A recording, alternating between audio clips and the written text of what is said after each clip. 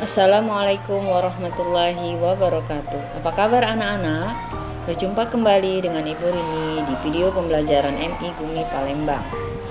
Hari ini kita akan belajar tentang tema 4, globalisasi. Ya. Sebelum kita mulai belajar, marilah kita membaca doa terlebih dahulu. Bismillahirrahmanirrahim. Raditu billahi rabba wa bil islami dina wa bi muhammadin nabiyya wa rasulah. Rabbi zidni ilma warzuqni fahma. Shadaqallahul azim. Baiklah anak-anak, marilah kalian dengarkan apa yang akan Ibu sampaikan pada hari ini. Globalisasi di sekitarku. Kita berada di era globalisasi. Dapatkah kamu menyebutkan dan menjelaskan tentang globalisasi yang ada di sekitarmu?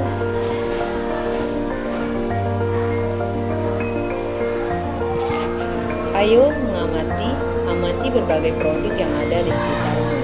Produk tersebut bisa berupa pakaian, tas, atau sepatu yang temanmu dan gurumu kenakan. Bisa juga makanan dan minuman atau produk lain yang ada di sekitar kelas dan sekolah. Bisakah kamu menebak negara mana yang memproduksinya? Globalisasi memungkinkan beragam produk dari negara lain dapat kita temui. Kita bisa menemui berbagai makanan dari negara lain seperti pizza, jam tangan, atau boneka dari negara lain. Produk Indonesia juga bisa ditemui di luar negeri, misalkan batik. Perkembangan komunikasi dan transportasi menjadikan barang-barang tersebut mudah ditemui di negara lain. Pada era globalisasi ini, Indonesia juga melakukan kerjasama dengan negara lain, termasuk dengan negara-negara ASEAN. Bagaimana peran Indonesia dalam kerjasama di bidang sosial, budaya dengan negara-negara ASEAN?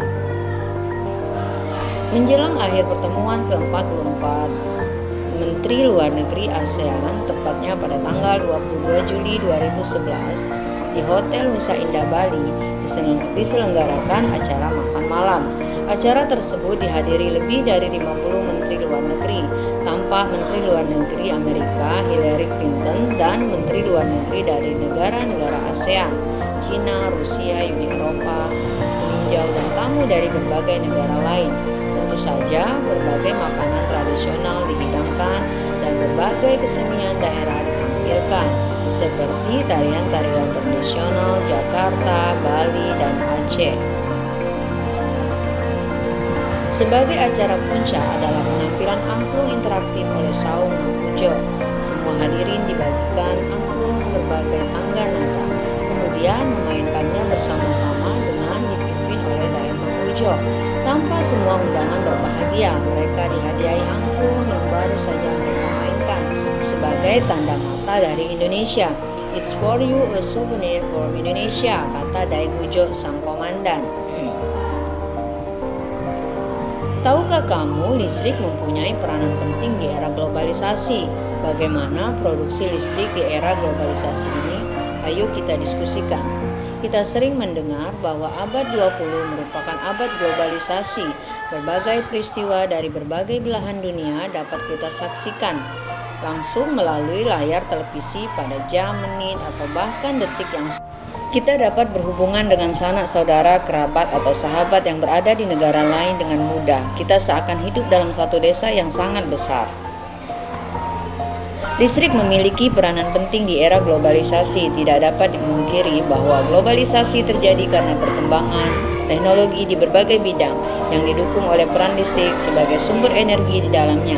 Dengan ditemukan televisi, komputer, dan telepon genggam, arus informasi kemudian menyebar dengan begitu cepat ke berbagai negara di berbagai belahan dunia. Kebutuhan akan listrik kemudian menjadi suatu hal yang harus dipenuhi bagi semua negara di era globalisasi ini. Listrik dihasilkan di pusat pembangkit menggunakan beragam sumber energi. Pada pembangkit listrik tenaga air (PLTA), air dari waduk sungai masuk melalui pintu yang diatur oleh katup pengaman. Air kemudian masuk ke tangki pengaman tekanan. Air di dalam pipa besar mengalirkan dan mengarahkan air ke turbin melalui katup pengatur tekanan untuk mendapatkan tekanan energi yang besar. Energi potensial air kemudian menggerakkan turbin. Energi gerak tersebut kemudian diubah menjadi energi listrik oleh generator. Energi listrik dari generator kemudian diatur kapasitas tekanannya dan dialirkan oleh transformer.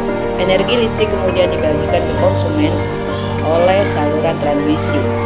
Komponen utama pada semua pembangkit energi listrik adalah turbin dan generator. Turbin tersebut harus bergerak untuk menghasilkan energi gerak yang kemudian diubah menjadi energi listrik oleh generator. Energi penggerak turbin selain dari aliran air juga bisa dapat dari angin (PLTA), panas bumi (PLTU), dan sumber energi lainnya. Adakah sumber energi dari daerahmu yang bisa digunakan sebagai pembangkit listrik?